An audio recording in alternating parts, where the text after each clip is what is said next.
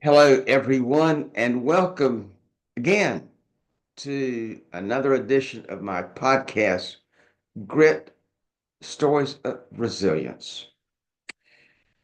I'm really looking forward to this week's newest presentation because it takes me back to a place I really like, and I bet you do as well, and that is the beach. I know it's January, and I know it's not bathing suit weather or walking in the water weather, but it's pretty at the beach, particularly when it's a sunny day and not too breezily cold. It was about 50 degrees in Wrightsville Beach, which is a little more than 2 hours from Raleigh, which is where I was this past week. And I want to start my program today with a look back to bad weather. I was in high school in 1961. I hadn't had my driver's license for very long, and my parents were somewhat skeptical of me taking our station wagon out, particularly if I was going on a date. But in the winter months of 1961, there was a really good movie that was coming out that I really desperately wanted to see in its first run. And that is a movie by the name of Where the Boys Are. If you're of a certain age, you will probably remember that movie and the theme song of Where the Boys Are, sung by Connie Francis. The first scenes of the movie, it's cold, it's blustery snow, people are sneezing and coughing. They're on a college campus in an upper Midwestern state, but they've got big plans to leave all that weather behind and go south. And south they did, all the way to Fort Lauderdale, Florida, for a few days of sun and fun, perhaps romance. And if you were of a certain age, that's the movie you wanted to go see, and you really wanted to go see it with a date if you could. Winston-Salem only had two downtown theaters at that time, the Winston and the Carolina. I don't recall which one it was at, but I believe it was the Winston. Anyway, I got to go. It was a big deal. I've never forgotten just going to see that movie. If you haven't seen it before, if you're of a certain age too young, it's worth streaming and seeing again, if for nothing else but the title song. So it was that last Thursday morning, I was to speak at 1 o'clock at a place entitled the Blue Water Grill, which is just across the bridge going into Wrightsville Beach. We're on the top floor. It's a big room. You never know what to expect, but I was invited to speak for about an hour by the Title Insurance Company, for whom I've done a number of programs as they go around the state uh, talking to lawyers about what they do. I walked up there. It looked like they had a good crowd coming, lots of round tables and chairs, and people are already checking in. The windows at the edge of the room overlooked the Atlantic coast intra waterway, intracoastal waterway. The water was blue, lots of boats out there, not many going anywhere, but they were out there ready to go on their next journey when somebody would take them. There was the Bridge Tender restaurant right across, directly across. The Bridge Tender is a wonderful restaurant that has been there since I was a baby lawyer in the 1970s. It was good then, and it's just as good now, if not better. Not far walking distance away is another fried seafood, sit outside, drink beer place called Dockside, where in the summertime, there's probably no better place to be. But it wasn't summertime and people weren't going to be out under the umbrellas. Nevertheless, I was getting ready to speak when a friend of mine, a lawyer named Brian Ballard, comes in with his son, who's a lawyer, a young lawyer. I see him, we speak. He asks if he can take a picture with me with his son. I agree. It's a warm meeting, and we're off to the races. I basically go through and talking to 80 or 90 lawyers. They're real estate lawyers, really doing my shtick, I suppose, about my story and the things that I have learned over the last number of years. And I thought I was doing very well. After it was over, I got a round of applause. I was getting ready to go, and a couple of ladies walked up and said, "We were so glad to see you here. We wanted to hear you speak.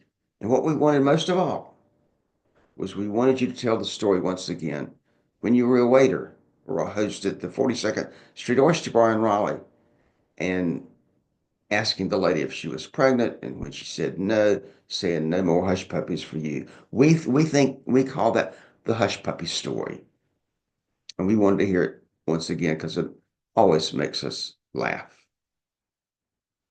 There was another young lady who came up and said, I know who you are. I heard you speak of 15, 20 years ago. I said, oh my gosh. Yes, and I bought your book, which meant that she was instantly one of my best friends. And we talked. It was time to go, and I left. It was about 2:30, quarter of three. Drove to one of my favorite restaurants in all the world, the Oceanic. Parked my car. Didn't want to go in yet. I'd already had lunch. But I walked on the beach. Tide was about halfway in. Sun was out. There were lots of birds on the sand. There's a lady walking her dog, just getting ready to start walking her brown dog on the beach. The water was clear. The sun was out. I walked for a while, went upstairs to the restaurant, walked in. They have a wonderful bar. There was no one sitting at the bar. So I sat down. The bartender said, what do you want? I said, what do you have? And what's the most popular drink today? She said, it's a Pinot Grigio. I said, well, I'll have one of those. She poured it. She said, I said, that's a lot of wine you put in that glass. She said, well, the bottle is about empty. So I gave you a big pour. I knew that the day was going to be good, and the rest of the day in my trip to Wilmington was going to be great. The next day, I'm at another building, the North State Bank building on the third floor, in a large conference room next to the law firm of Toll, Ray and Associates. Alan Toll, the resident partner there, helped me do that. So we're there. And I want to take a few minutes here in sort of a lighthearted way of taking you through what it was like to be in a seminar, a legal seminar. It's not all dull and boring. It's one of my philosophies in these things is that it's possible to make a seminar fun and interesting and enjoyable and laughable. So we started that morning, and I was waiting for people to come in. Alan was there.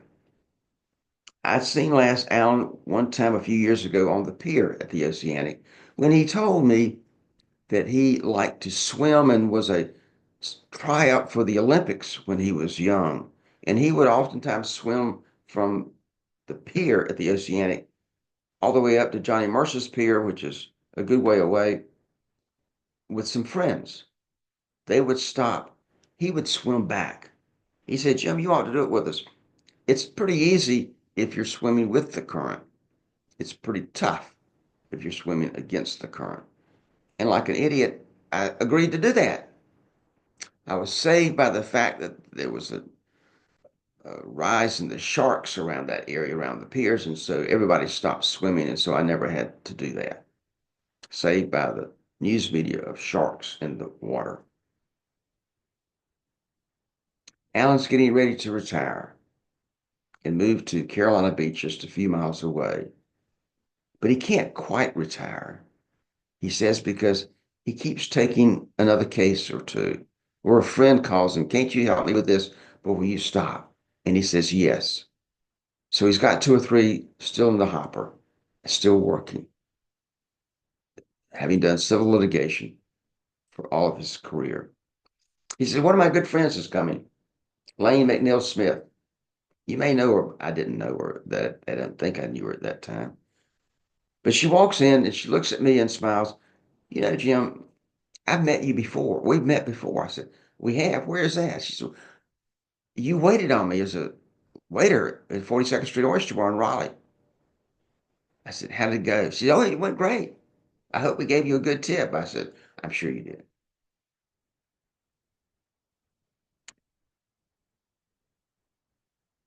There were some paralegals there. Emily, Alice, Karen, Susan, Susan Dayton. I met her first in Charlotte. She came to a program in High Point. She's been every year since I've been doing these things. She is one who took me to heart. And when I said, if you don't love what you do, do something else. And she's thought about being a chef. She's not a chef. She's never really done that, but she likes to cook and brought a couple of jars of fresh preserves that she had just made for me. So she still does that. Karen, this is probably her last time. I met her first in the little eastern North Carolina town of Windsor years ago. She went from there to Nashville, Tennessee, to Winston-Salem with Wake Forest University Health, and now in Wilmington, still with Wake Forest University Health until she stopped doing that a year or two ago, and is thinking about doing something else with her life. Karen, I will always remember, who said one time, I have spent most of my adult life in the back seat. What I want before I stop is to get into the front seat. And for the last couple of years, she has been on a journey, a trip, trying to find how to get into the front seat of her career and her life. You got to admire that.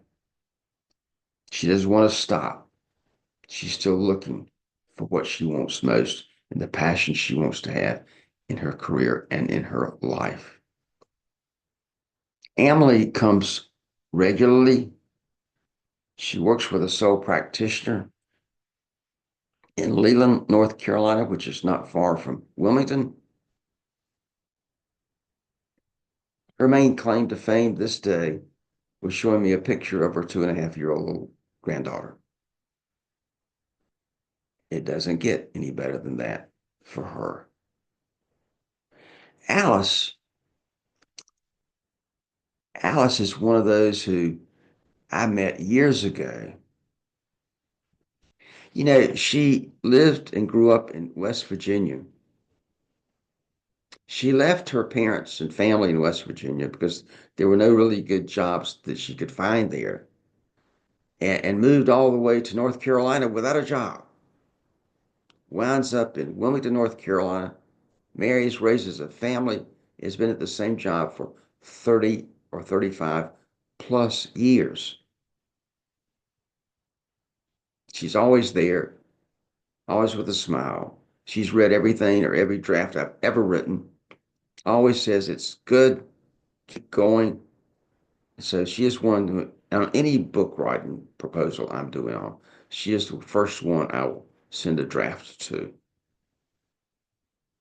I looked down at the table And there's my friend Steve, who was a law clerk for Judge Dupree in 1979. And he was the law clerk for Judge Dupree when we tried the Jeffrey McDonald murder case. And I met him that summer. First time I ever met him. Saw him every day for 6 or 7 weeks, however long the trial lasted. Started in July, went to almost Labor Day. He was there every minute of every day, opening court, closing court, taking notes, doing whatever the judge wanted him to do, watching, listening. He's married a wonderful lady named Louise, who's a psychotherapist.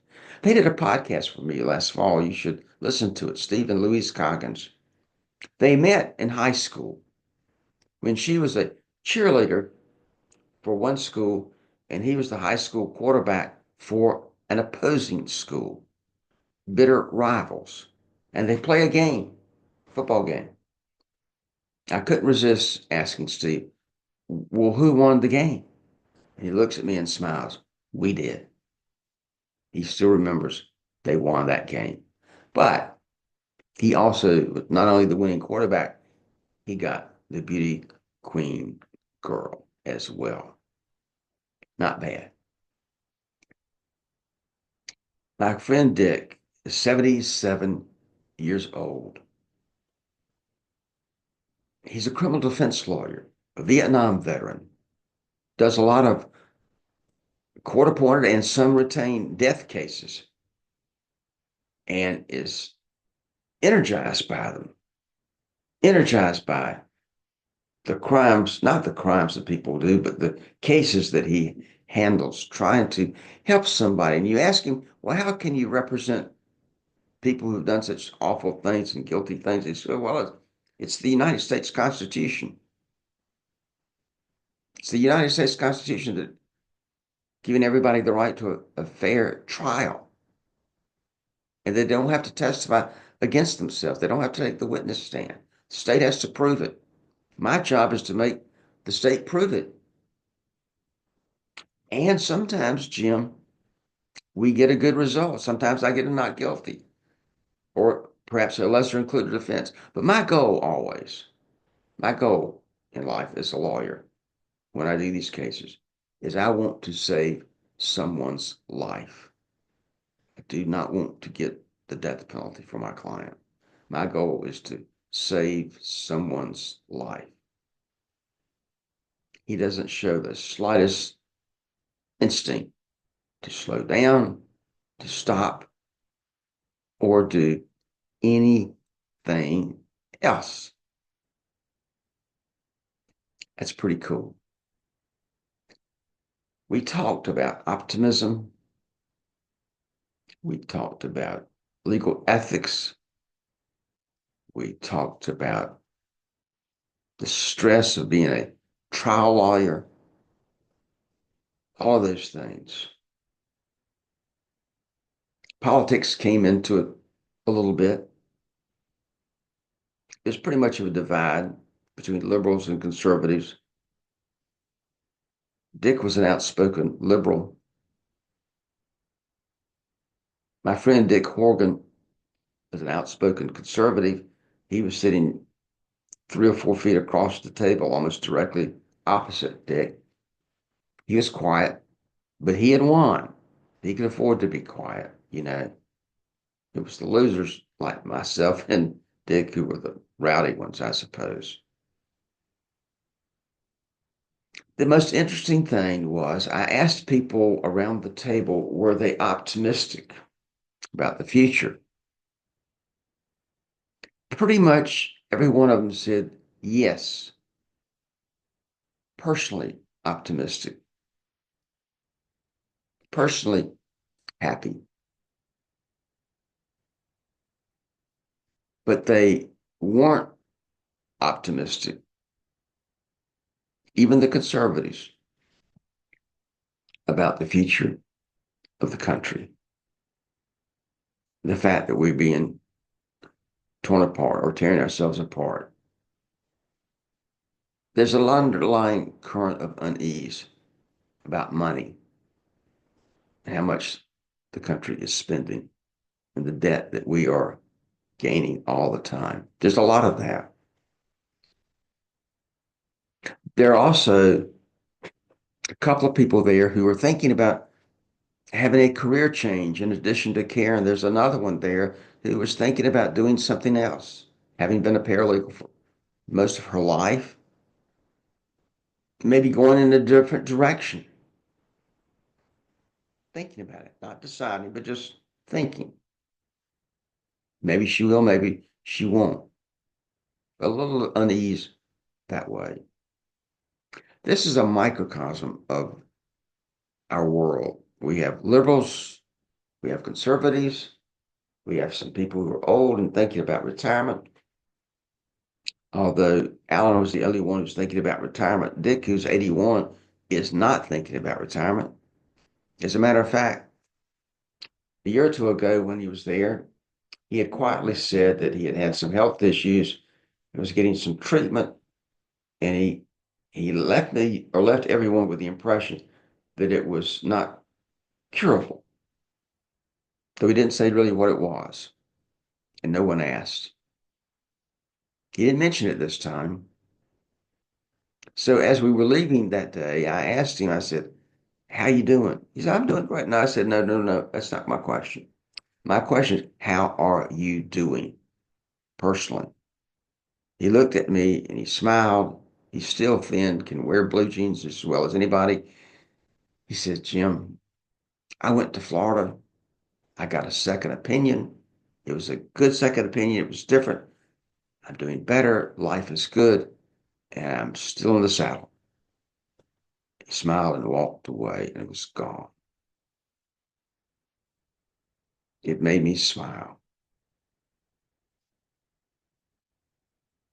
This is such an enjoyable way to spend a few hours talking about serious issues, but to do it with a light touch, without anyone getting angry. Oh, some voices are raised. People feel passionate about their point of view. Nobody gets upset personally with anybody else. That has never happened in any of these programs that I have done.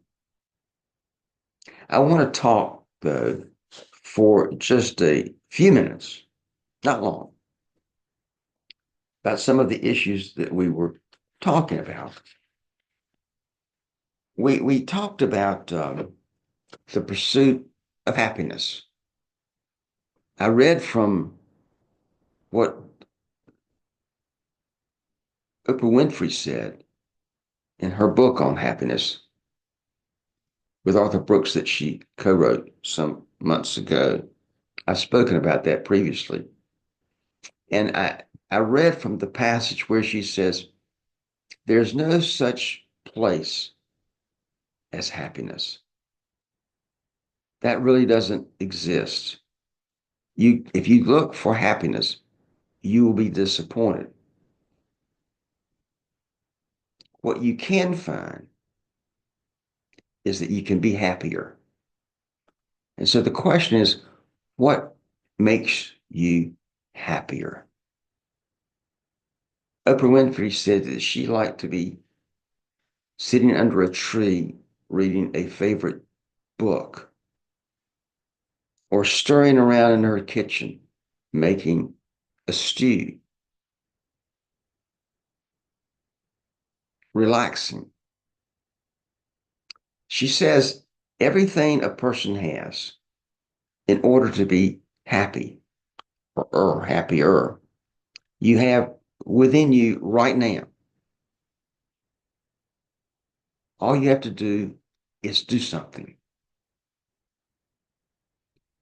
You get happier by doing something, not sitting back waiting for it to come to you. We talked also about, you know, can people change? Can you go to a different vocation? Since a couple of people were thinking about a career change, trying to find the front seat of life, I went back and read the passage from that same book about the song Amazing Grace, and how the author of those words was a slave ship's captain. And one night, a storm came, almost capsized his boat, causing people on the boat to fall into the sea. He almost did, but he was saved. That changed his life, believing that God had saved him for a purpose. And he, wrote the passages and the words, all of them, to the hymn Amazing Grace. He got married, went to the ministry. He became one of the best known people that helped end the slave trade when he had once spent his time as a captain of a slave ship. We talked about the story of the creation of the Nobel Prizes, how Alfred Nobel, an inventor in Sweden, was having breakfast one morning, reading the newspaper, and saw that he had died. And he started to read it. He hadn't died, but he read the obituary saying he had. And it started out this way: Alfred Nobel, a world famous inventor, responsible for more deaths than anybody else in the world, died yesterday. Alfred Nobel was the inventor of dynamite. His brother had died. The newspaper had gotten the wrong person. He gave most of his money away, created a foundation, and out of that, the Nobel Prizes are found.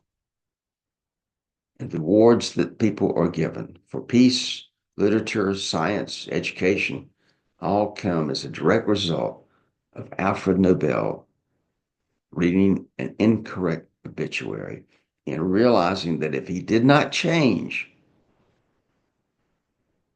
that is how people would remember him. And that was not at all what he wanted. So it is possible to change. It's possible to do better. I told them the story of my friend Mildred Bumgarner, who's a paralegal in North Wilkesboro, now over the ages of now over the age of 80 or 81. He's been a paralegal at the same law firm for over 50 years. And when I asked her one day, what if, Mildred, the best thing you ever do in your life you have not yet done, but you will? And she looked at me and she smiled. I think that's exciting. I think that's exciting. It's so refreshing to see older people thinking about change, staying busy, staying involved, staying active. Maybe if not what they're doing as a job right now, staying active and involved some way. It keeps them from being lonely. It keeps them from feeling they are out to pasture and that they have a lot to offer, as they most certainly do. You see some in middle age, perhaps in the prime of their lives, want to change, that there are possibilities. You see loyalty. People have come to my programs, some of these paralegals in Winston-Salem, in Blowing Rock, in Charlotte, and Wilmington. Susan has been there from Charlotte to Blowing Rock, as has Alice, Wilmington, and Raleigh. That's loyalty. It's what makes it fun. They are personally optimistic. They have no fear of their own future. They've all done well. One of the most inspiring stories is my friend Dick Horgan, raised in California. His father was an FBI agent. He's smart, scary smart. I laughed and said, if anybody wanted to have somebody take a test or quiz for him, you ought to get Dick. And he says, what makes you think I would do that? I said, that's not the question, Dick. I didn't say that you would. I just said, that's you, the person they ought to ask. He has license to practice law in New York, Florida, North Carolina, goodness knows where else. He was accepted to go to school at Stanford. His grandmother told him that if he would go to Stanford, she would buy him a new shiny red sports car MG. And I asked the question, how many of you all would go to the school where your grandmother wanted you to go if she'd give you a new car? Most everybody raised their hand, said they wouldn't. Dick didn't. He went east to Yale and excelled there. And he left Yale and went to a large law firm in New York City. Practiced in Manhattan until he was 50 years old, climbing the ladder of success as a partner. He said, practicing law and living in Manhattan, when you're a top lawyer with a big firm, you are the toast of the town and the world is your oyster. You can travel and do almost anywhere and go almost do anything. But he told his wife that if he kept doing this, he would not live past the age of 55 because the stress of what he was doing, he practiced in litigation, civil litigation in federal court, a lot of pharmaceutical companies that he represented. And he said, I've got to make a change. His wife had one friend in Wilmington. So they thought about North Carolina. He'd never been to North Carolina.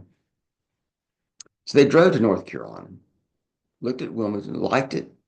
They were going one more place to look. They went to Asheville.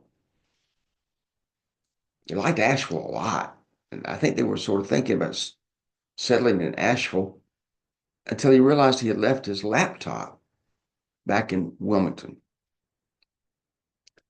There's only one thing to do. They had to get in their car and drive back. It's a long ride from Asheville to Wilmington. It's a long ride. It's about 4.5 hours to Raleigh, another 2.5 or 2 to Wilmington. So it's not a short trip. They go back to Wilmington, and he gets his laptop, and it's sort of the all hell theory. Judge Dupree used to tell me that all the time. All hell, why not? And that was what they said, and stayed in Wilmington. He set up a practice by himself as a solo practitioner in estate planning. He says, I don't do any marketing. It's all word of mouth.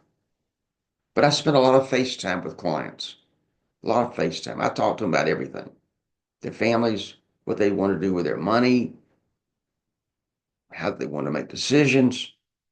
I always tell them to go home and maybe have a bottle of wine or something over the next several days and have a glass of wine, sit back and talk to each other about it. And if they still want to talk to me about what they want to do and how they want to do it, call me and come back.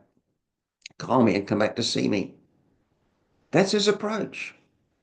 Dick is one of those who probably at the age of 75 or 76, he told me one day over lunch, he said, Jim, I'm slowing down. I'm thinking of cutting back. I said, well, how are you going to do that? Well, I bill about 40 hours a week. I'm cutting it back to 35. That you're slowing down, Dick? Yeah. I said, that's not too bad. I love what I do.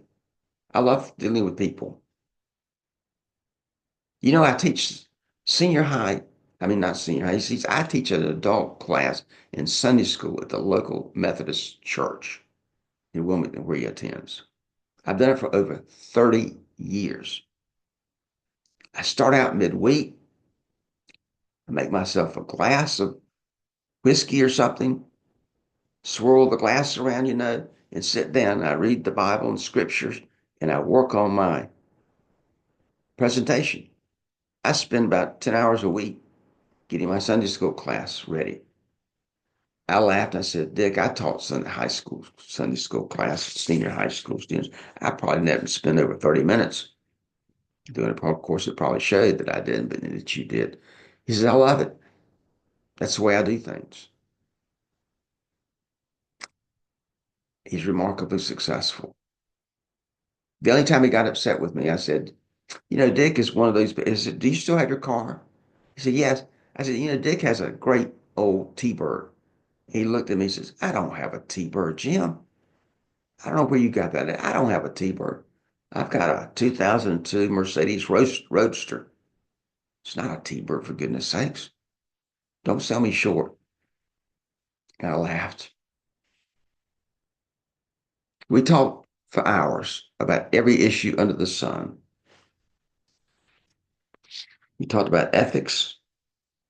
We talked about how the state bar doesn't need to write a long series of ethical regulations.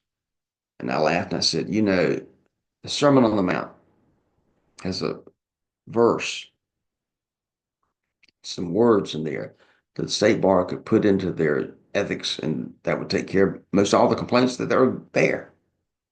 He said, what's that? I said, the words in scripture of the Sermon on the Mount are, let your yeses be yeses and your noes be noes. Let your yeses be yeses and your noes be noes. If you will do that as a lawyer or as an individual or in whatever profession or job you have, you will cut down on any potential problems that you think you might have. These people that I've talked about, they're all congenial, pleasant, nice, warm, but don't underestimate them. They all want to do well. They all want to win. And even Alan, who's thinking of retiring to Carolina Beach, they are not through. They are all putting their foot on the pedal. They all want to go to a program where they feel better when they leave than when they got there. It reminds me of how Jean Spalding, my doctor, used to make me feel when I saw her on a regular basis. I always felt better after leaving than when I got there. I always looked forward to being there. Those are the kinds of programs that I like to do. And these are the kind of people that are there. This is just a window into what we talked about on Friday this past week at the beach in Wilmington. It's a postcard from the edge and from the beach. Blue water. Last week was the first time I started actively putting my podcast on YouTube, which is youtube.com/at Jim Blackburn 165. I did not know until I played around with it a little bit that you can also get an automated, up-to-date, current transcript of the entire podcast. Not that you want one, but that it's available. I just wanted to mention that and tell you technology is so important to learn how to do. Thank you. Thanks very much for being here with this podcast today. And a window into a couple of days at the beach. I hope to see you next week on a new podcast of Grit Stories of Resilience. Meanwhile, I hope you have a great week. Who knows what the weather's going to be, but stay safe. Thanks. Goodbye.